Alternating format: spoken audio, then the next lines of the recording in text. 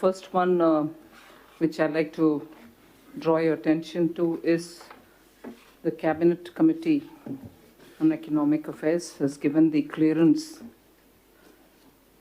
or in principle approval for enabling reduction of Government of India paid-up share capital in select central public sector enterprises, the CPSEs, to below 51%, while retaining the management control. That's the most important thing. The paid-up share capital will come down to 51, but ensuring that management control will still be with the government. So that's the main decision. And then post such reduction, government's control will remain intact. And while retaining the management control, on a case-to-case basis, decision will be taken. So that's the first one. I'm moving over to the second decision, also relating to DIPAM. In principle approval for strategic disinvestment of select CPSEs, which have been earlier recommended or earlier shortlisted in consultation with the Niti Aayog. So I'll go one by one to name the companies for which this decision has been taken.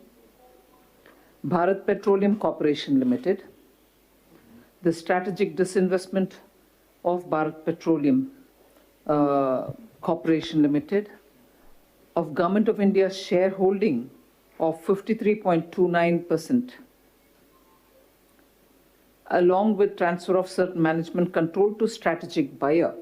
However, very important in this, and I would like to state it very clearly, that this is except, in other words, this is excluding that is Bharat Petroleum Corporation Limited's equity shareholding of that 61% that it holds in Numaligarh Refinery Limited will be excluded from this disinvestment.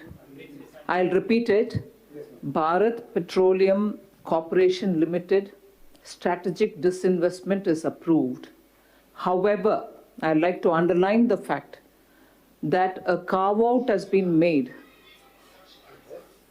A carve-out has been made of Numaligarh Refinery Limited, which is in Assam. That shall not be disinvested. However, of course, it will be moved out of the BPCL before it is disinvested, and that shall be taken over by another of the public sector companies or whoever it is going to be within the government. It shall be retained by the government. Numaligarh will be with the government only. That shall not go in for disinvestment. However, Bharat Petroleum minus Numaligarh will go for. I hope that's clear. That when I'm talking of Bharat Petroleum Corporation will go for a disinvestment, I mean also entire management control will be transferred. So it's not strategic disinvestment of giving a couple of shares. No, entire management control also goes away. But again, Numaligarh is carved out. It is not getting disinvested at all. Let's be clear on that. It remains in the public sector. It remains a public sector undertaking. It won't be a part of the BPCL when it goes for privatization, if that is clear.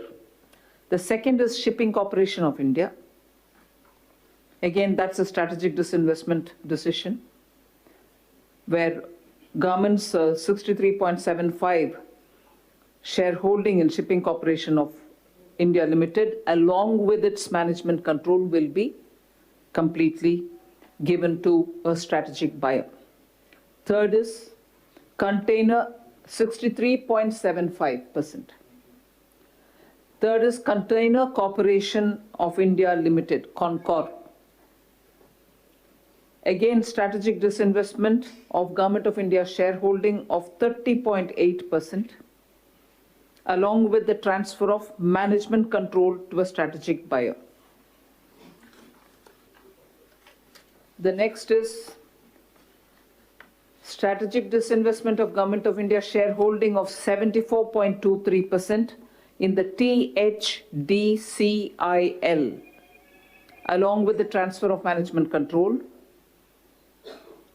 to a strategic buyer, THDC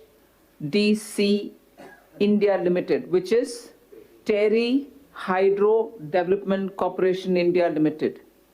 Terry as in Gadwal.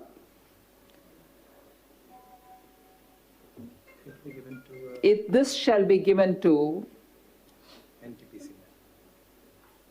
the identified CPSC, which is a strategic buyer, namely NTPC, in modification of the earlier decision of CCEA, which was taken in 2018 July.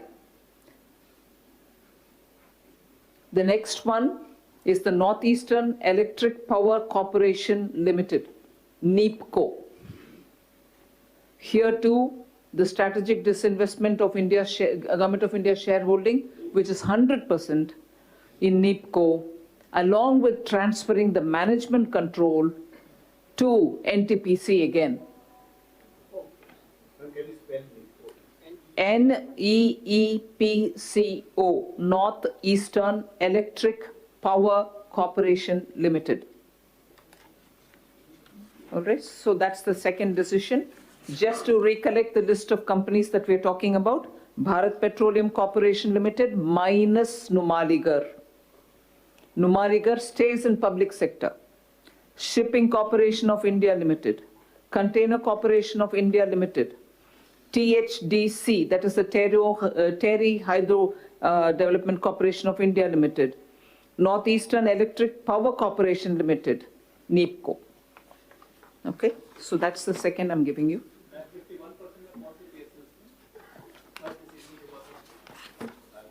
आपको press release मिलेगा, आप देख लीजिए एक minute. Third, construction sector implementation के लिए एक decision है,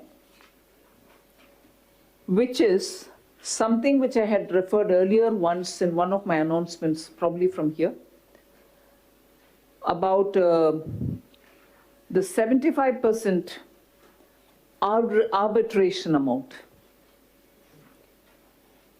I just want to give you specifically what it is. In cases where government entity has challenged the arbitral award, and as a result the amount of the arbitral award has not been paid, 75% of such award will be paid by the government entity to the contractor or whoever who's concerned, against a bank guarantee only for the said 75 and not for its interest component. In cases where the bank guarantee for the interest component has already been submitted by the contractor or concessionaire, the same will be returned by the concerned government entity and the interest will be dealt as with by the court order given. Shall I repeat it? Where the government entity, in cases where the government entity has challenged the arbitral award, and as a result, the amount of the arbitral award has not been paid, 75% of such award will be paid by the government entity to the contractor or the concessionaire against a bank guarantee only for the said 75% and not for its interest component.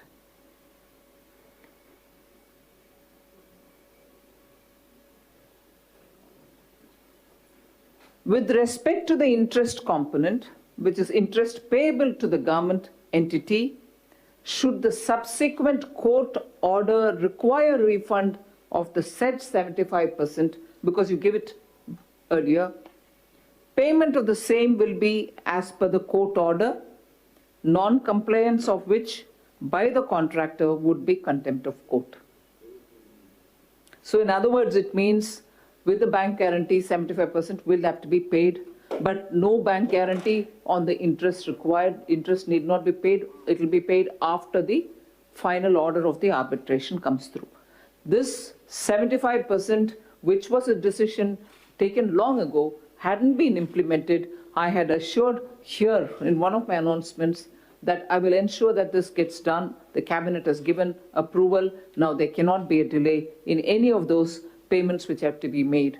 And therefore that is a major decision by the government today. The next one is on, relates to the Ministry of Road and that is the MORTH, related to the TOT model and securitization of user fee receipts of the national highways.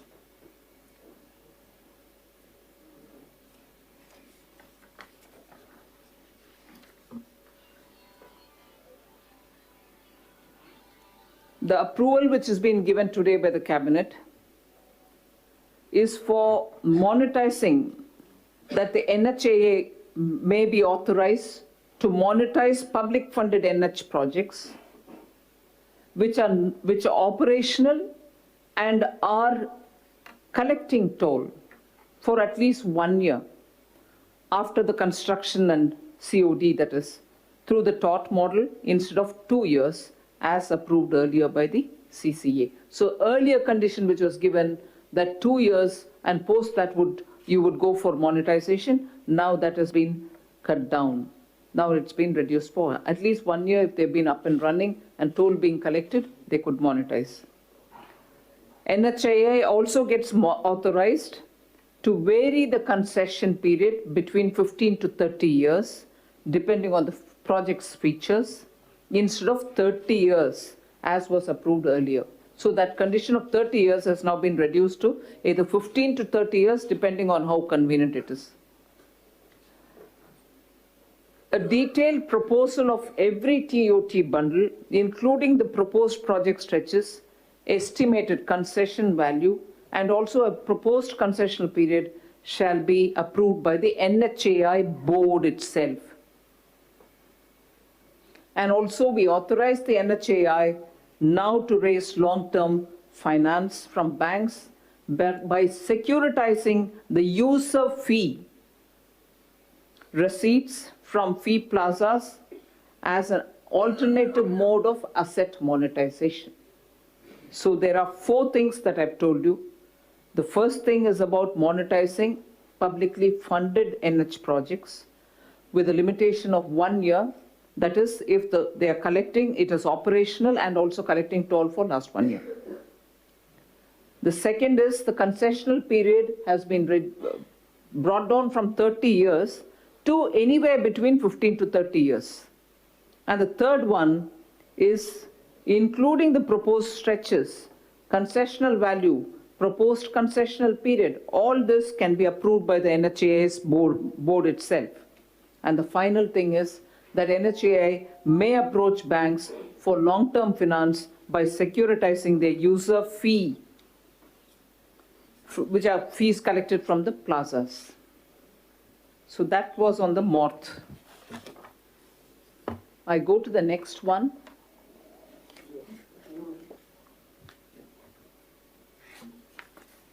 Which relates to having a unified authority for regulating all financial services in the International Financial Services Center, that is the IFSC, which the first one or the foremost one which exists now is in the Gift City.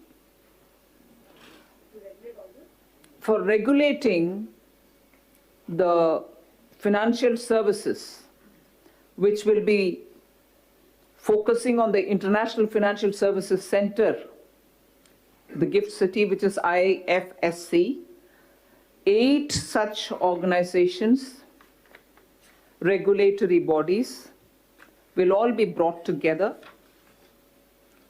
and they will regulate the activities here. They include SEBI, RBI, and PFRD, and so on. So all these organizations together will come together to be a one window, single window, to ensure that the functions are regulated. It sets up this unified authority. There will be a chairman together with 8 members. Due procedure shall be followed for the creation of the posts. And they shall, in one place, govern all activities of this financial center, so that we become world-class, we are able to match the practices which exist all over the world, and it shall become a global financial hub. So that was something which was promised during the budget, and therefore that has also been achieved. Meaning all the regulators for the rest of the country are there. You know them, right? RBI, SEBI, PFRD, and all that. But when it comes to the International Financial Services Center, all of them will have one representative, and together with one chairman will be available there as a single window. One window. That's right. But that is only for that, and that chairman plus 8 will be limited to the operations of the IFSC. It is not as if that they're going to do anything else elsewhere in the country. The single window facilitation happens through this method. The next is, of course, something which I had announced on the 20th of September, the taxation. We've gone to the cabinet to take the approval because that's an ordinance which we had brought in that time. And quickly to recall, it was reduction in the corporate income tax, 30 to 25, and also for the new ones at 15, reduction in MAT. So you are aware all that, and also talking about new companies at 15, talking about these buyback tax of shares for listed companies, and also capital gains arising out of securities transaction tax. All this has been also today approved. And small minor corrections which had to be done have all been, and clarificatory notes which had to be given, all that has received the approval of the cabinet now. So the taxation laws amendment bill. That's right.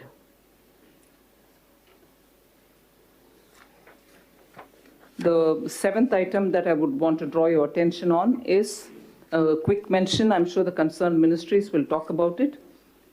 This is about the National Capital Region regularization of the unauthorized colonies. So that has received the approval, and that announcement was made some time ago. The Prime Minister also met with a lot of those colony representatives and so on. So what this would do is to bring in a great sense of relief for all those people who have been waiting to hear the plan of action, and that has been explained in the proposal, and that has been now approved. So it's the proposal for framing regulations for conferring or recognizing ownership or mortgage or transfer rights to the residents of unauthorized colonies in Delhi. That receives the approval today. The next item is pertaining to a proposal for introduction of recycling of ships bill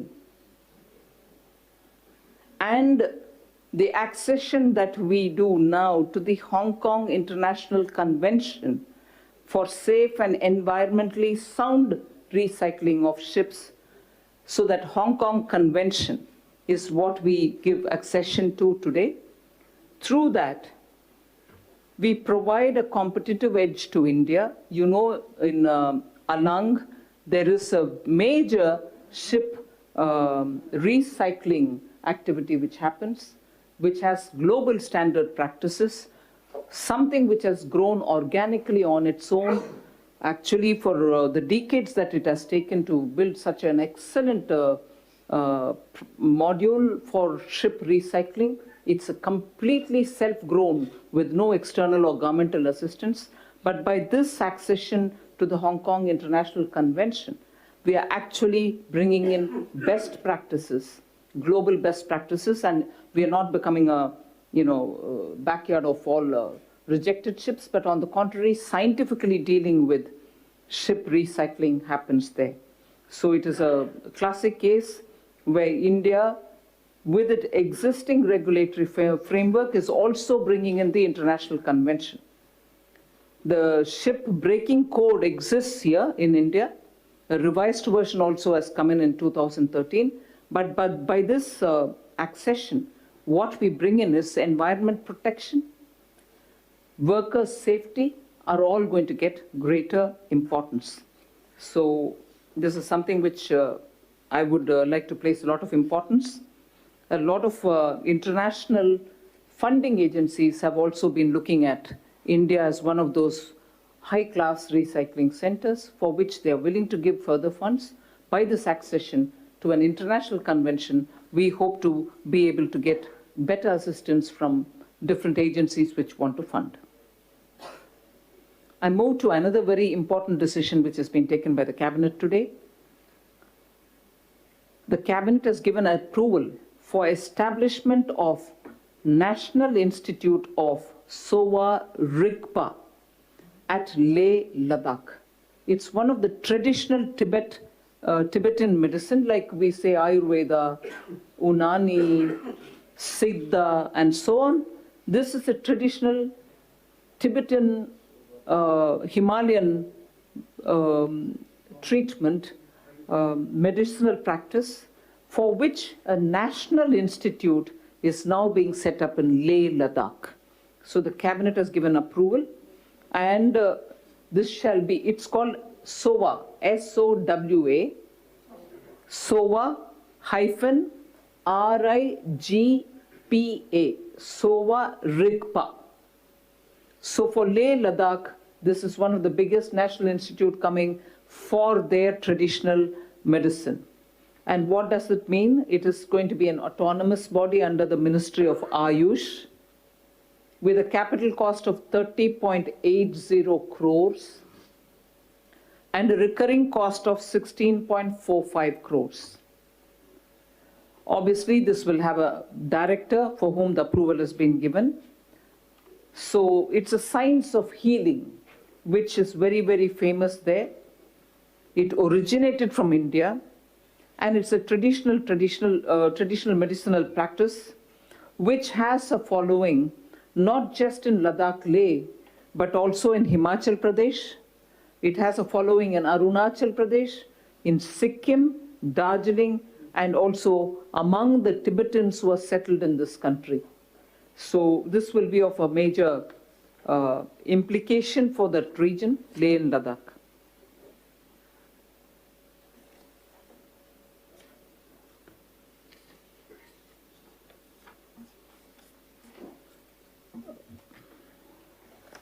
A quick mention, the Cabinet also has given approval for import of 1.2 lakh metric tons of onion. 1.2 lakh metric tons. A quick mention on that. I'll move to talking about Telecom.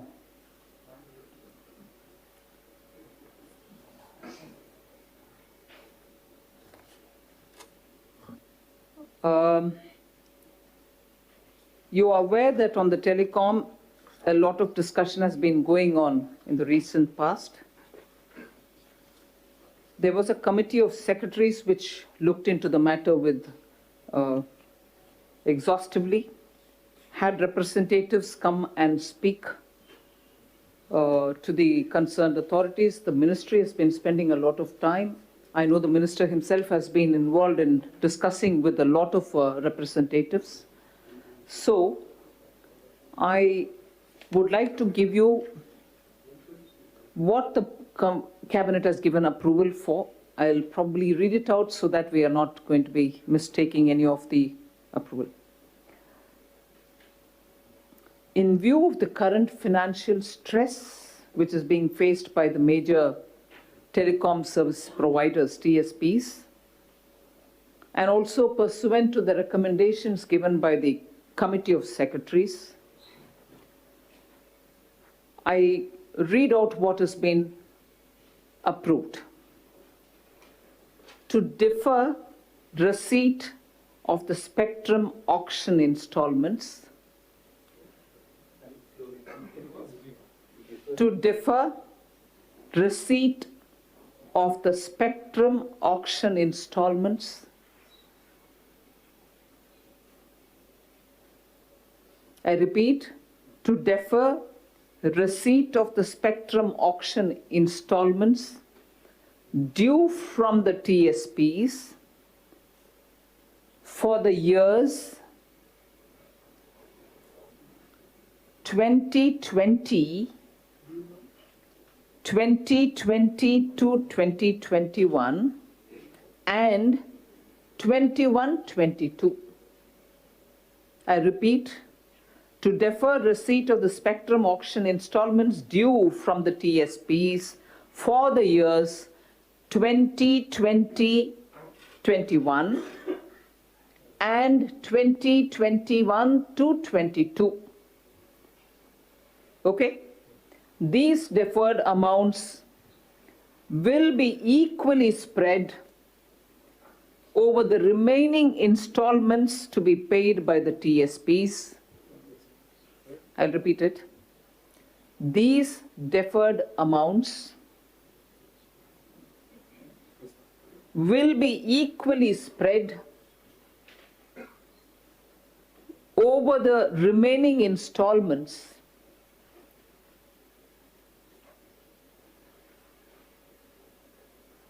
to be paid by the TSPs, that is the telecom service providers, without any increase in the existing time period. Without any increase in the existing time period specified for making the installment payments.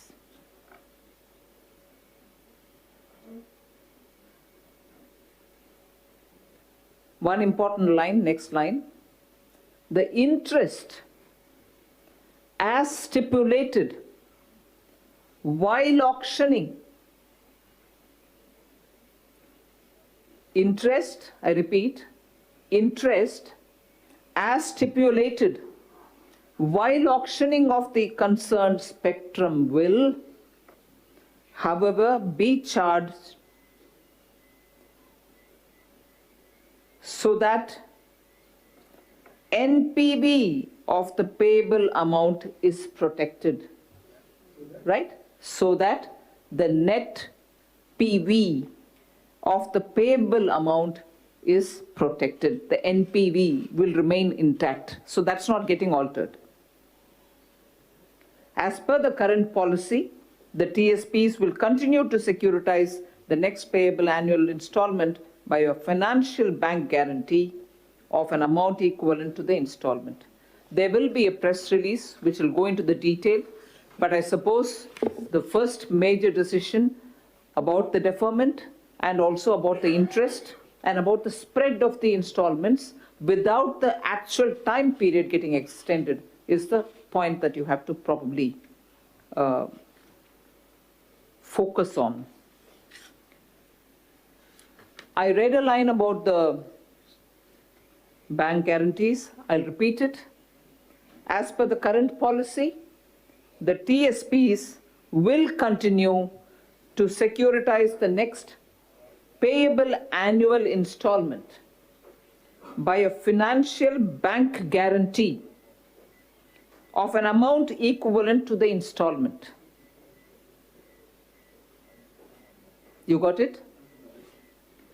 That is, a TSP opting for a 2-year deferment, a TSP opting for a 2-year deferment will provide the government a financial bank guarantee of the revised annual installment amount payable for the years 2022-23.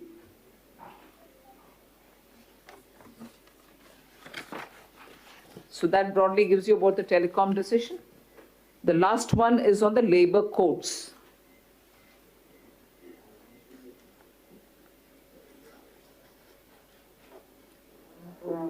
Labor codes are 4, you're aware.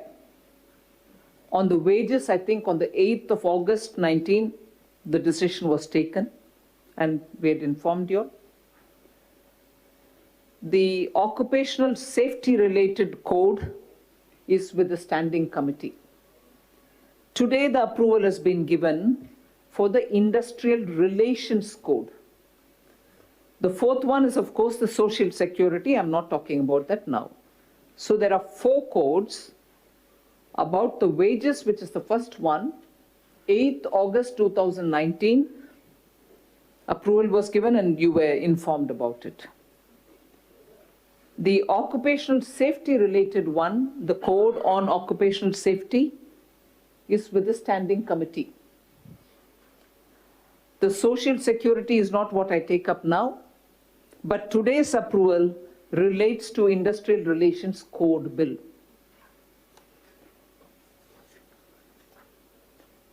Inter alia, whole lot of things are there. I'm sure you'll get the details.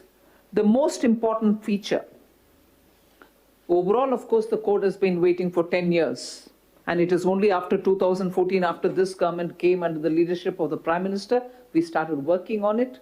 So this particular thing related to the industrial relations code, I'd like to highlight the fact that fixed term employment,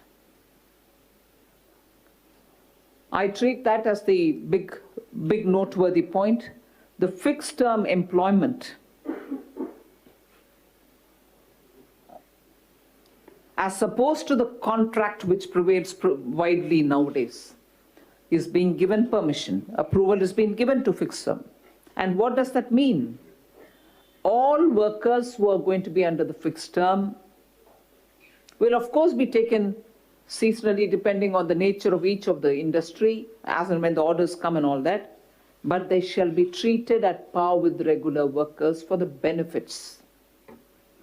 They shall be treated at par with the regular workers. That's the biggest feature.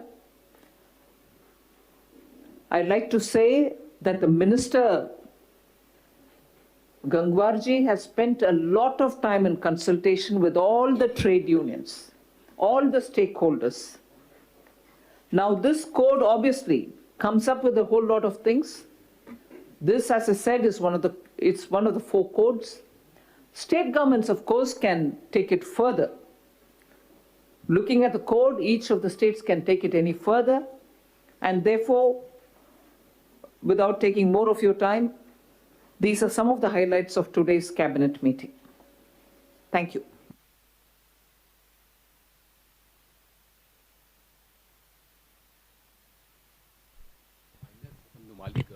So will the Numaligarh will be sold to or will be handed over to another CPSE, sir?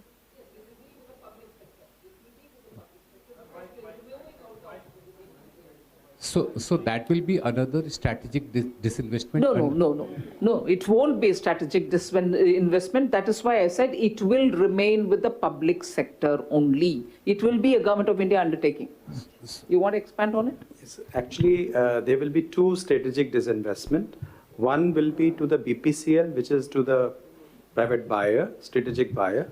And the other one is Numaligarh, which will be given to a CPSC in oil and gas sector for consolidation. Ma'am, Lakshman, Ma'am Lakshman CNBC आवाज से, Ma'am,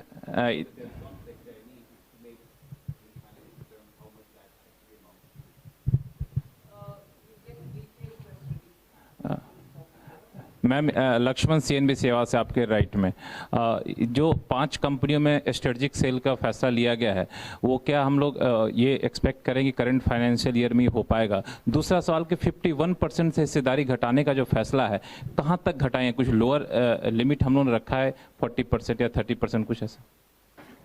management control रखने का जितना उचित है उतना तक।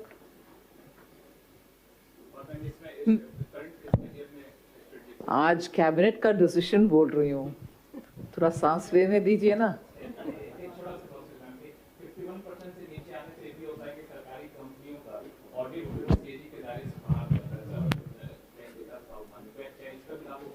No, but when you're dealing with management control, why will you have to worry about it? You're going to be the management of it. But unless Secretary, you want to add something more? नहीं, उसमें सारे के सारे control रहेंगे under section 139(5) of the companies act. वो deemed आता है, उसमें CAG का भी रहेगा, RTI का भी रहेगा, उसमें एडमिनिस्ट्रेटिव ट्राइब्यूनल्स एक्ट का भी रहेगा और उसमें बाकी के प्रावधान भी रहेंगे। Ma'am, Sapna here from CNBC. Just one quick follow-up of Lakshman only. He has actually covered both the questions. So just to ask, any amendments will be required when you go below 51%? Or it's all within the existing framework, so nothing further required? The PSU tag will continue to remain, ma'am, because you will hold management control still. And second, of course, ma'am, the timeline. Everybody is...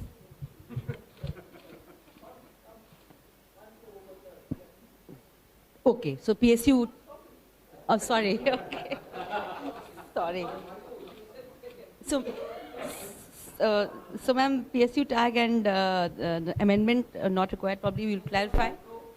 You will clarify. And ma'am, just again that same question about timeline. Everybody is asking because we are in November now, and this is a big decision taken by the government. November May. Ma'am, sorry. November May decision, big decision. I mean, so you can answer. I've answered your question. Can we simply say that contractual workers, people on contract, will be treated at par with regular workers? No, now they'll be called fixed-term workers. The situation is different, right? The nature of employment will be fixed-term now. I'm comparing it with the pre-code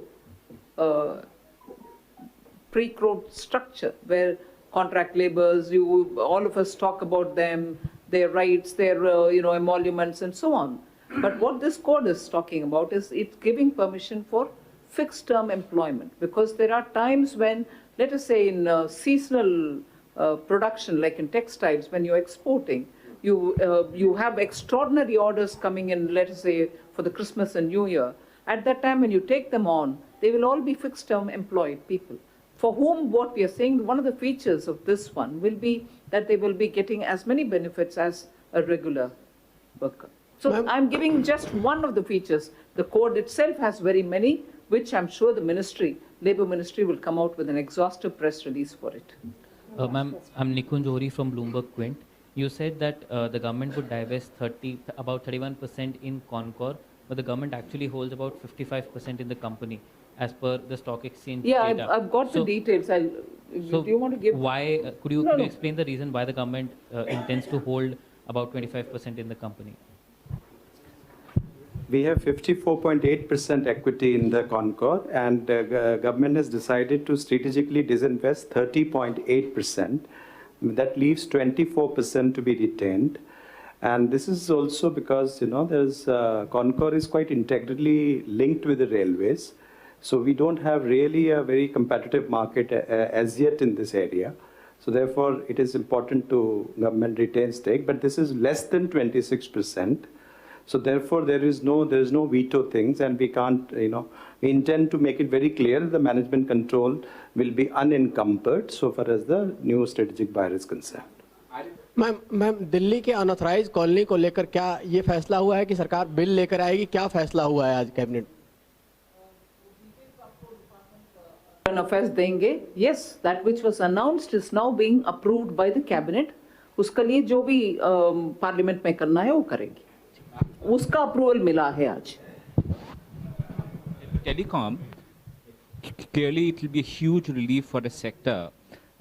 His committee of secretaries was also looking at issues like floor pricing and the USOF, SUC, etc. So will those issues go on? Will those issues be considered by the government and the COS as we go forward? Because these are also some other major. There are several issues related to that. I've announced that which has a serious implication on which the cabinet has given its approval. As regards the other steps, as and when, I wouldn't be in a position to elaborate on them now. I'm talking only about the cabinet decision. The rest, the ministry will be able to answer you, and maybe they'll follow it up to whatever extent. That is a call which the ministry will have to tell you. Ma'am, about the unauthorized colonies, ma'am. Over. Thank you. Thank you so much.